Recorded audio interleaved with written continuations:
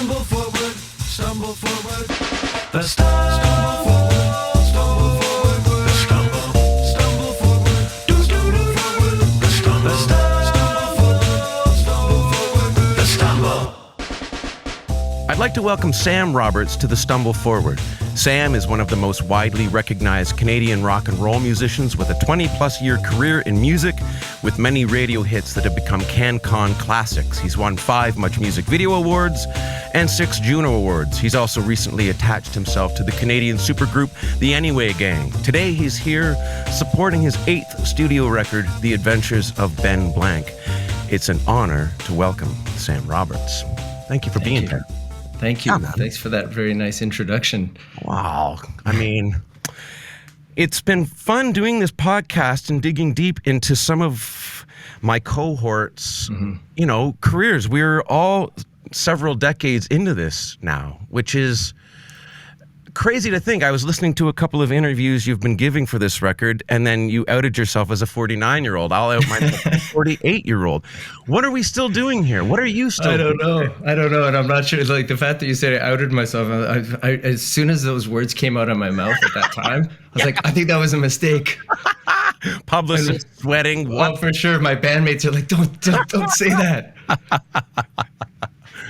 What can you do though? I mean, it's just, it's perhaps in any other, if we were politicians, we would just be coming into our own right now. We would be, slightly graying of the hair, and then you're entering that phase of respectability or believability, or you want to call it. But as a musician, you're already on this sort of slippery downward slope not in terms of your creativity, but certainly in terms of, your sort of the social perception of what a musician in a rock and roll band is supposed to be, this eternal symbol of youth and vitality until you just die.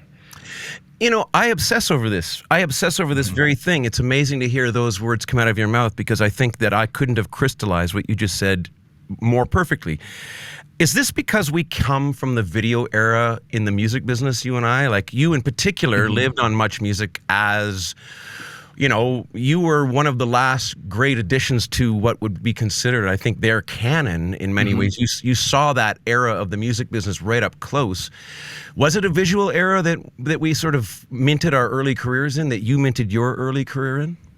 Yeah, definitely. I think having grown up watching music videos as a staple part of my diet before I was a professional music, just as a kid, a music lover, and then finding myself all of a sudden 20 years later, after trying for quite a long time to get to that point where all of a sudden I was on Much Music.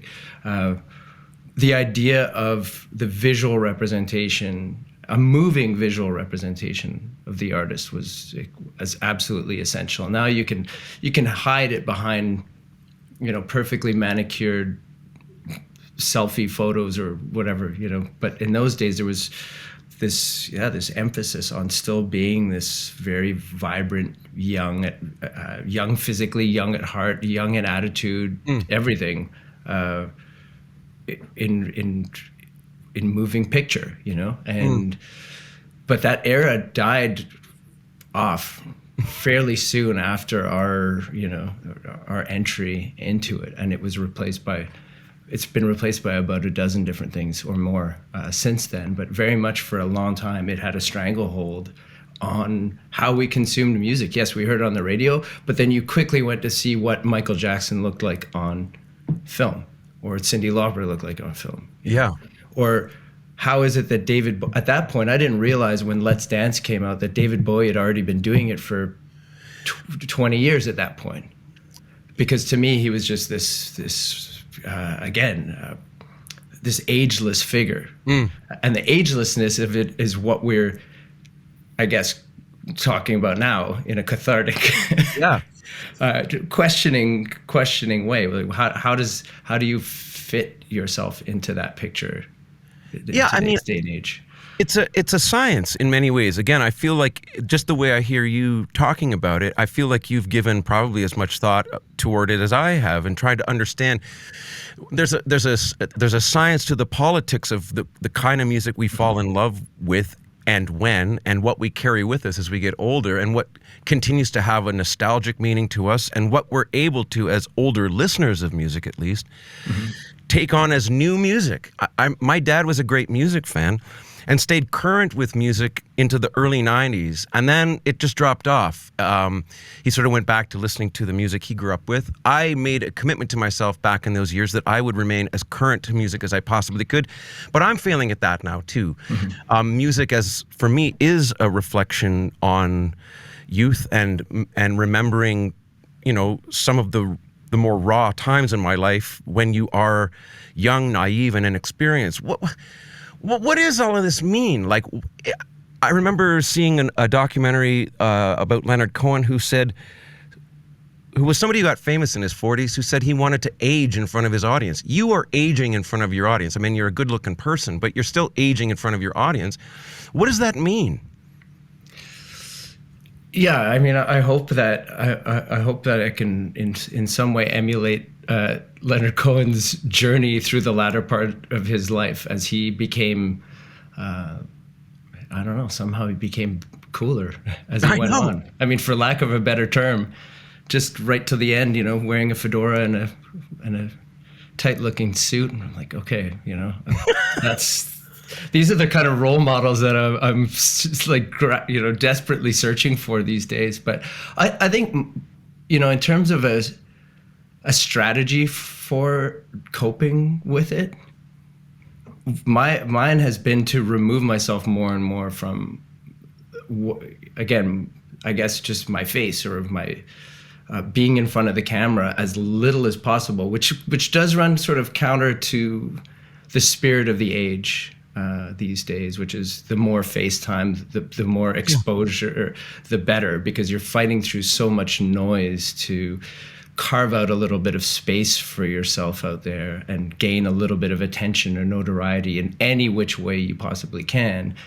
But I do find that I'm withdrawing from that more and more, even in the way we've made music videos. We continue to make music videos, getting back to our earlier sort of point, but they've become a bit more abstract, except for the latest ones where I was like, okay, I'm going to go straight back in front of the camera again and just see what it's like if I take, you know, sort of a snapshot of today, and what's it going to be like if I really present myself in as a sort of unfiltered a manner as possible in front of the camera. But prior to this record, there's been this sort of, growing sense of abstraction in terms of what is this band? Who am I? Who are my bandmates? What are we? Well, you have to delve into the music in order to answer that question, instead of looking for a sort of public-facing persona. So that, and I hope that becomes more and more the sort of the tone that we follow, to just drive people towards the music, let them learn what they need to learn about us through that, and sort of keep the personality, or the cult of personality part of it, as, you know, set aside as possible, as much as that's possible. Because again, here I am talking to you because we still need to be out there. We still need to talk. It can't be a complete obscured mystery, you know. You're still signed to Universal, is that right? Yeah, we're actually on Cadence Known Accomplice, which is they're distributed by Universal, but we had a very long standing sort of contract with Universal that has spanned our entire career at this point. Which, I mean, so you know, when I was looking at your records, there was the transition from the Sam Roberts records to the Sam Roberts Band records. Was this some of the early feelings of you needing to feel a little bit like you could stand with your crew as opposed to being the face? Was this the beginnings of this sort of retreat as you're talking about right now? I think in those days it felt less of a retreat and more just of an acknowledgement of what the truth was, a delayed or belated acknowledgement of the fact that we've always operated as a band. When I got signed to a record deal in 2001, the band that I'd been playing in since high school had sort of splintered and gone off, you know, to get jobs. I mean, to join the sort of quote unquote real world, because we just had to at that point. And as luck would have it, that's when the door opened. You know, this door that we'd been banging on as loudly as possible for so many years and had been, you know, stubbornly locked to us. All of a sudden, when the band breaks up, I wrote a few songs and recorded them that got attention finally from the sort of powers that be in the music business.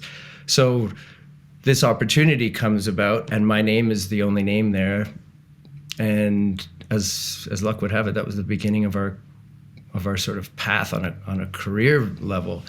So we quickly, the band comes back together. I'm like, guys, quit your jobs. We're going on tour. You know, that laundromat's gonna live without you. You know, we got to go and this is our shot to go and make something happen here. But it was always a band in spirit. So after having put out a couple of records as Sam Roberts, just that one word felt really important as a sort of a reflection of how we see ourselves, which is more of a collective than a solo project. There were times in my early career where, when the dream started to happen to me, it hit me that we all carried this rock and roll dream. It's an elusive and somewhat mercurial image, and then once the dream starts happening to you, it almost defines itself. I get the sense you must be having a good time in your career. Is this what you dreamed of? Like, are your dreams happening? Like, when we sat as kids listening to those records, those David Bowie records, Cyndi Lauper, dreaming our way into this, your way into this, is the life you're living, does it look like that dream?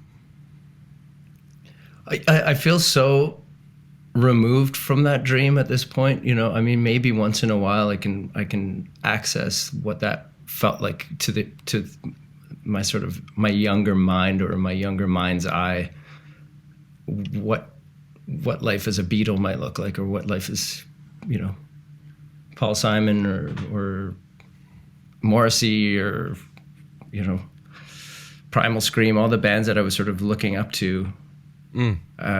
My own path has been, it happens, it's a constant. It's in your, it changes every day. And it's very rare that I actually have a moment to sort of, and I don't mean because the pace is so fast and furious all the time. I just mean it's so ever changing that I don't ever really take stock of what it all means, nor how it feels. I mean, I feel things like pressure, for example. You know, pressure is an easy thing to identify because you just know, we all know what that feels like. I guess the pressure of expectation, the pressure to deliver, the pressure to fulfill what you think of as being your own, what you're capable of.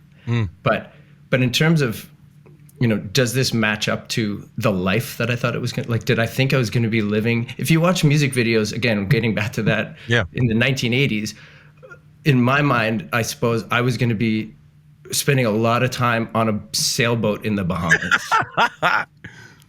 I have never done that to this point, you know? Yeah. So there's the fantasy part of all of that I don't know. I guess in my mind, it was somewhere between a Duran Duran video and living in the north of the UK in a sort of working class town, being in a band in very sort of dark, shadowy places, you know, and these contradictions, I suppose, both of which were equally romantic to me.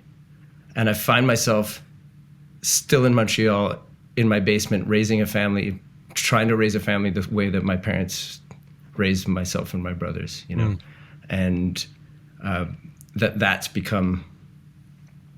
the version of all that, and trying to have a life and a career that I'm passionate and dedicated to, but within the sort of context of that. And no, maybe I wouldn't have seen it that way as a young sort of, you know, devil may care musician. But this is just where it took me. So.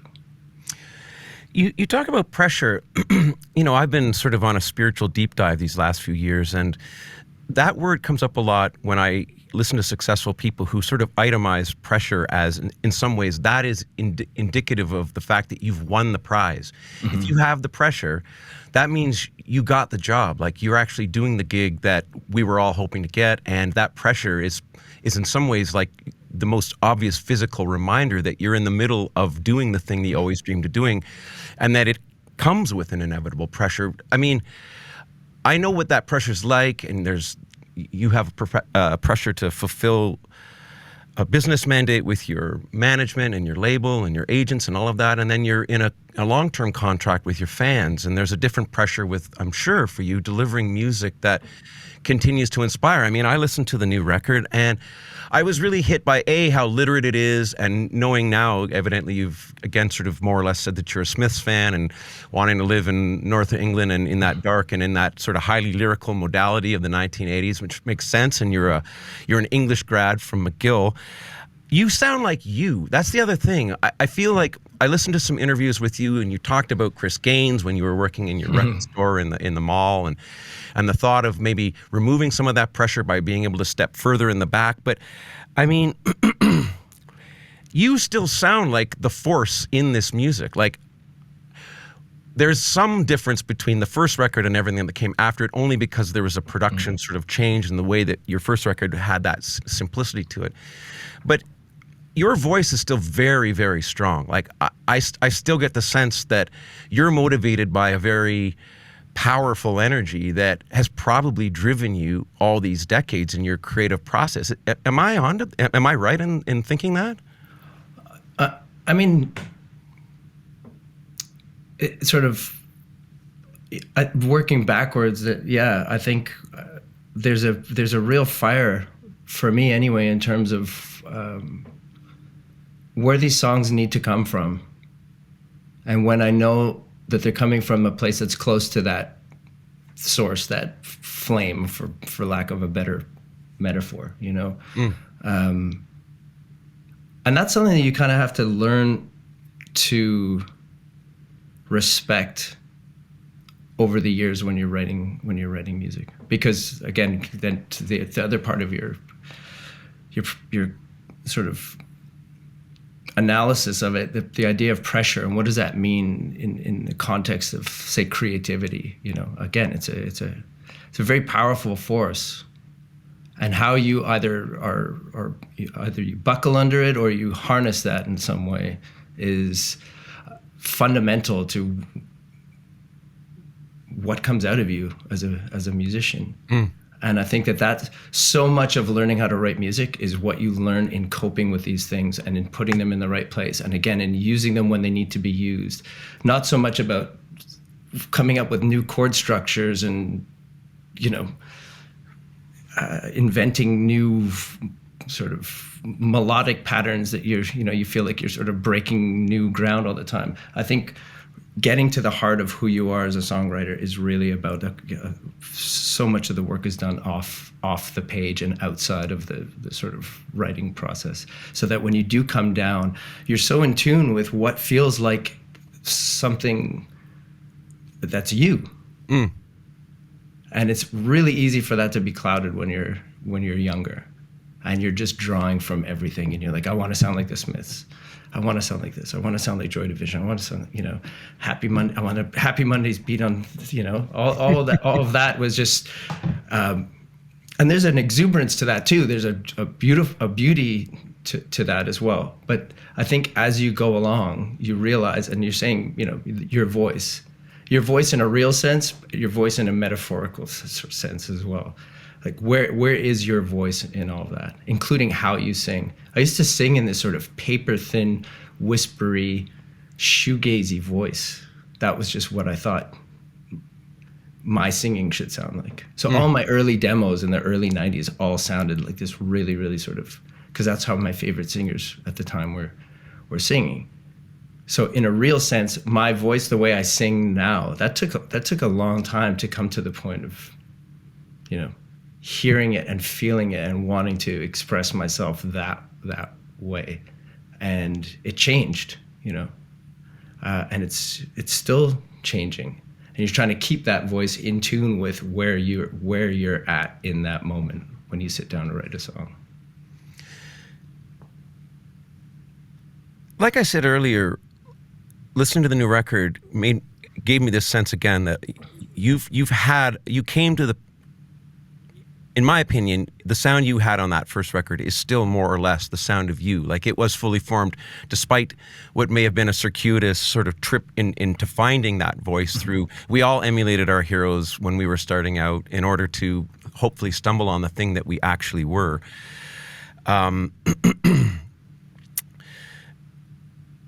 The amount of lyrics, I guess, and I didn't know you were an English grad, so it's when I was listening to the sort of the rapid fire, almost rap-like spoken sections, which has kind of been part of your artistic brand, but then there's extremely singable choruses. But there's a Swedish pop term for less words, more money, is sort of one of the ethos when writing pop music. But you still seem quite dedicated to this idea about getting a message across. Like, it feels elemental. And I'm guessing that it has something to do with you being an authentic person. Like, it sounds like you're in a fame avoidance kind of process and a want to maintain a bead on what's real about what you do all these years. Am I onto something here? Am I in the ballpark? Yeah, I mean, I think first of all, if I'd known that there was a Swedish saying, "Less words, more money," I would have changed paths a long time ago, man. I would have told you, yeah. I could have, maybe that boat in the Bahamas was within reach after all. You see? Man, I didn't know. I love the term fame avoidance, because I think there's definitely a truth to that in terms of how I'm comfortable living. And at the same time, you have to sort of recognize the complete avoidance, complete remove is detrimental to so many other things, whether it's, having people listen to your music in the first place, or coming to see you play a concert, or, there's a level of, again, there's a sort of public facing reality in all of this, and finding that balance is very tricky for me, because in some ways, letting go of some of the trap, and I'm not talking about Justin Bieber fame. It's not like I've ever mobbed walking down the street. It has nothing to do with, my life has never looked like that, even at the so-called height of our career. It was never like that. But sort of shedding some of the trappings of that fame, I think we all recognized early on was a key to longevity, because it's so distracting. And I mean distracting in the sense that it's pulling your gaze away from what is important when you're making music, and how you perform music, and how you interact with your career in almost every facet. That we knew that we wanted to do this, let's just say, forever. But in order to do that, there was no way that we were going to be able to rev at those RPMs for much longer than we did. So fortunately, I guess that coincides with a personal leaning for me, in terms of wanting to always just be as private a person, not in a hermetic kind of way, but like private nonetheless. And the idea of that being how we were going to be able to continue making music for well into the future. I always say that there really isn't a celebrity culture in Canada, and it's interesting how you've sort of depicted fame and what it isn't to you, and what the classic Justin Bieber, or that big American style like worldwide fame. You're a Quebecer. You live inside of a very interesting star system that creates stars that are very unique and particular to the province of Quebec. And in many ways, when I look back at the Much Music scene, the robust print media world that was available to you going back to the early parts of your career, I even heard in an interview, you were surprised when you couldn't talk to Sandra Sparunas anymore at the Edmonton Journal. And I was blown away that there was no interview with Mike Bell at the Calgary Sun. Yeah. It's like, where did all this go? There was an Anglo-Canadian star-making machine happening through the 90s, thanks to Much Music and the robust support for Cancon at radio, wide newspaper coverage, weekly rags in every city. There was an angle to become, in some ways, an Anglophone Canadian star, and you were a part of that that architecture, that mechanism. I don't see that mechanism as existing anymore.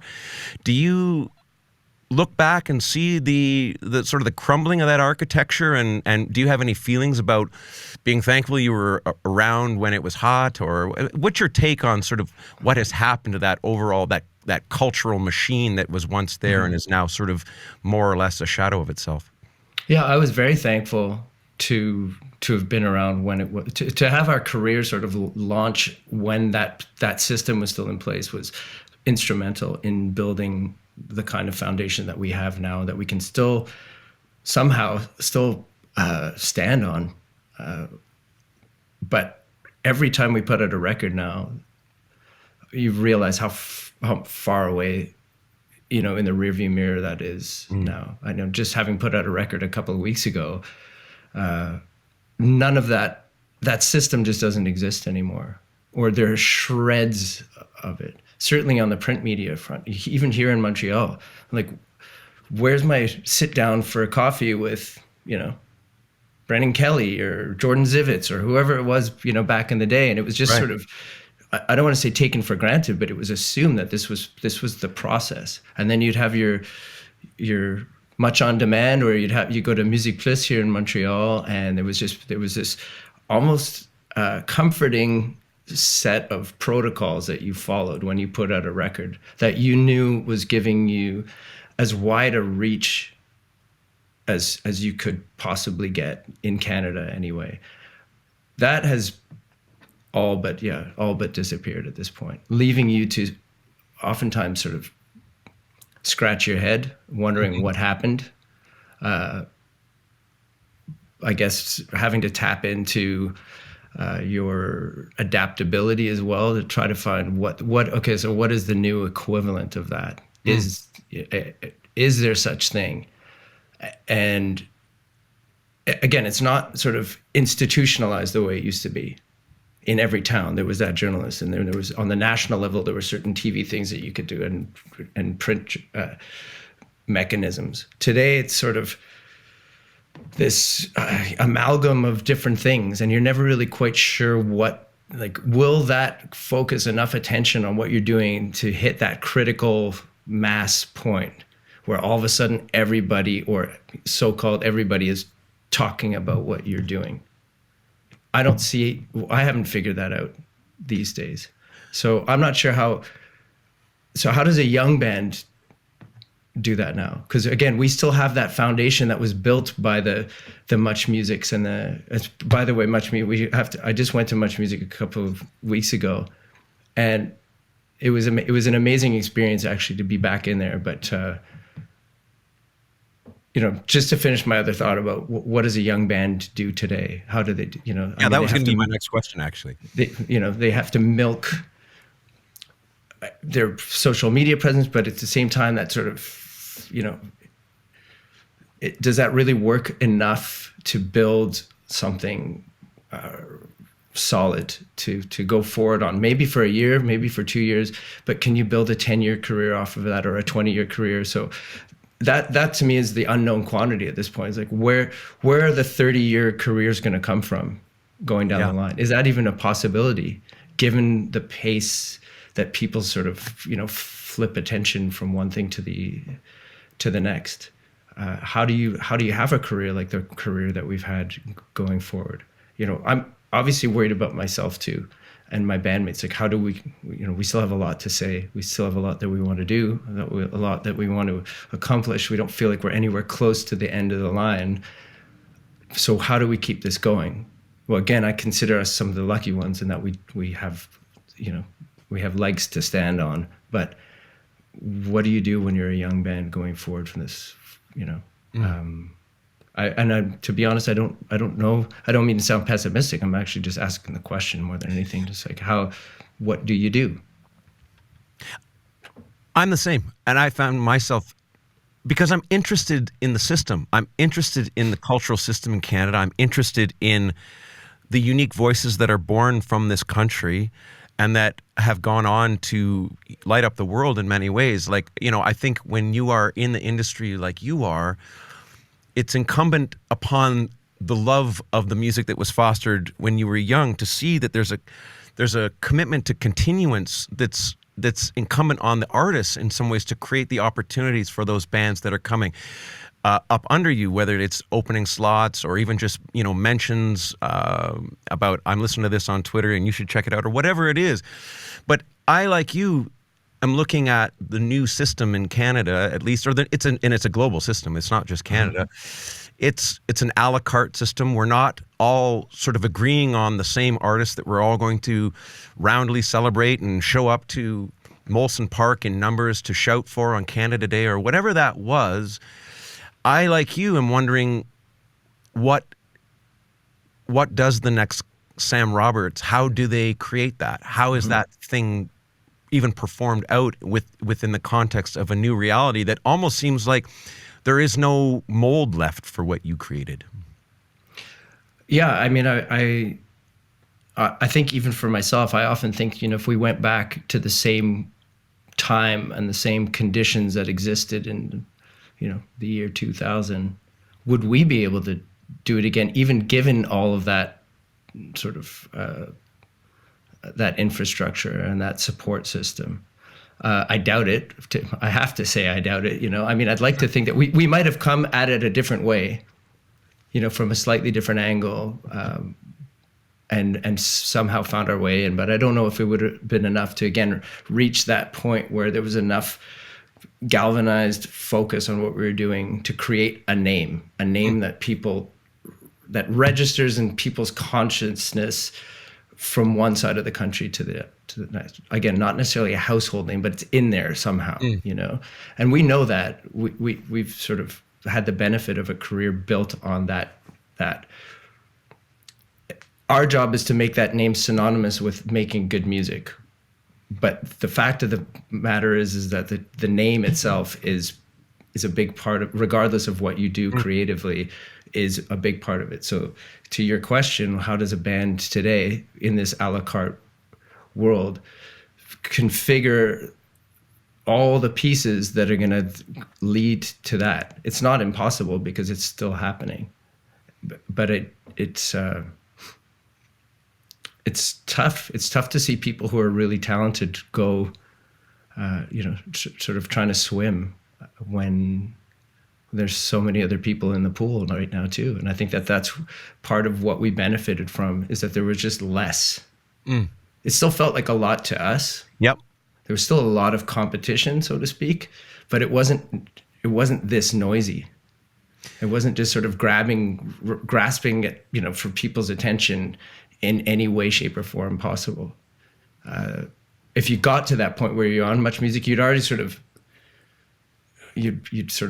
cut through a lot of that competition, and then you're just like, now, okay, here's my opportunity. What am I going to do with it? I feel like the struggles for notoriety is it's not just daily. It's like, you can see it. It's every minute of every day. You're trying to stay in people's hearts and minds by any means necessary. And I just wonder again, how does that affect the trajectory of your creative ambitions as well? It's very heavy. Everything you've just said, it speaks very clearly to me. A few of the interviews I've heard you, and you mentioned, there's been a lot of talk of gratitude, especially to the early music and the career that was minted with Brother Down and those great hits that came from those great sessions with Jordan from Blinker the Star. And for me, that middle-age narrative is the same. And I don't mean to make this about, we haven't had the same career, but there's a similar, we started at almost the same starting line, and we are close enough in age, I think, that we're going through a similar, at least human experience, insofar as the amount I've heard you say that you're grateful is exciting to me, because it's, with career highs and lows, and whether you are suffering more disappointments than triumphs, there's something that happens in this midlife that you take stock of what it is you've created in a much different way. And I'm excited when I hear people like you who have created a big noise in the culture reflect back with that gratitude.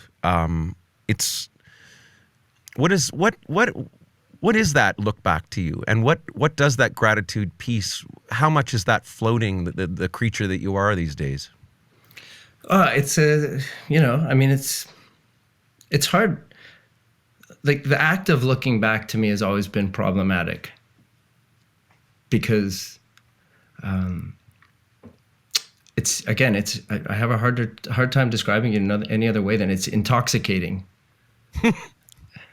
And you can stay there forever, really. So I've always tried not to spend too much time reflecting on what we've lived and gone through, but that doesn't include gratitude.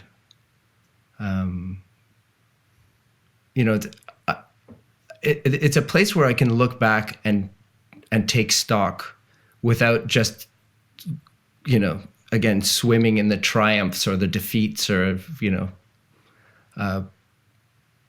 and to really recognize how rare an opportunity all this is. And that's something you're so busy holding on to the reins for dear life when you're young and when you're starting out, trying to make the most of this improbable opportunity, that it's hard to sort of recognize the beauty of the experience.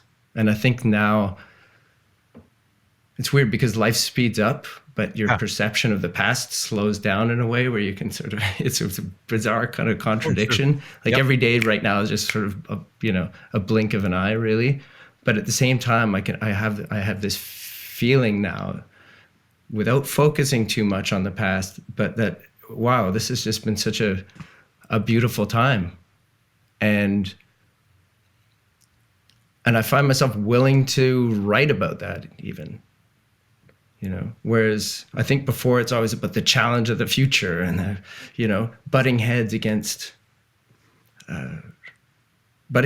with the world. It's such a big part of what rock and roll music is, Mm-hmm. Celebration and gratitude are not necessarily synonymous with that, with, the idea of what quote unquote, rock and roll is. But while I have the presence of mind or the wherewithal or the feeling inside me to say it, just acknowledge it. It's the songs in some ways, and even just talking about writing music seems to come to that place in a very sort of, natural way. And it's how I deal with the problem of nostalgia in a lot of ways.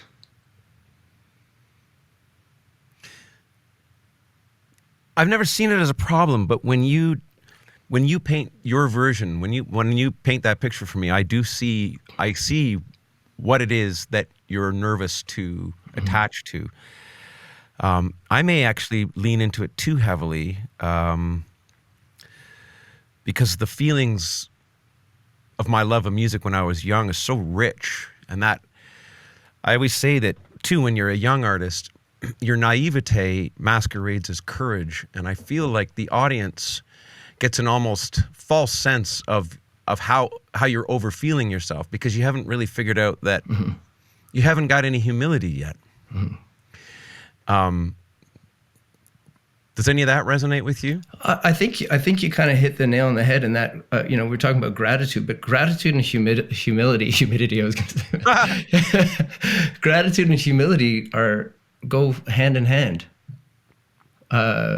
The one is a byproduct of the other. You can't have, it's very difficult to recognize your debt to something if you're not, if you can't humble yourself enough or haven't been humbled enough by life to be able to see it.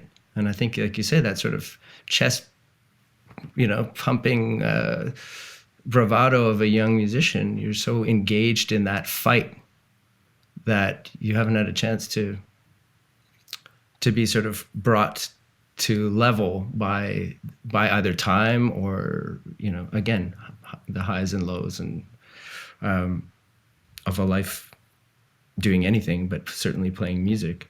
So the idea of gratitude is definitely a function of that process, I think. Sam Roberts, thank you so very much for this chat and for being so generous with your soul. You're the real guy. I knew that. Everybody says that, but that authentic piece makes a lot of sense. I love that you're still thinking these big, deep thoughts. Thanks for this chat. Well, Huxley, it's a pleasure. It's nice to spend time with you and to be talking about something new. I mean, that's the battle. You always want to be sort of pointing your sights to the next chapter, and it's great when it's actually been written and you can share it with people. So thanks for the chance to do that.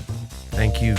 The Stumble Forward is an Isadora Media production and is hosted by Hawksley Workman and produced by Jennifer Kavanaugh. Be sure to subscribe and follow The Stumble Forward. You can support the podcast at patreon.com/Hawksley Workman. Thank you for listening. Stumble forward, the stumble forward.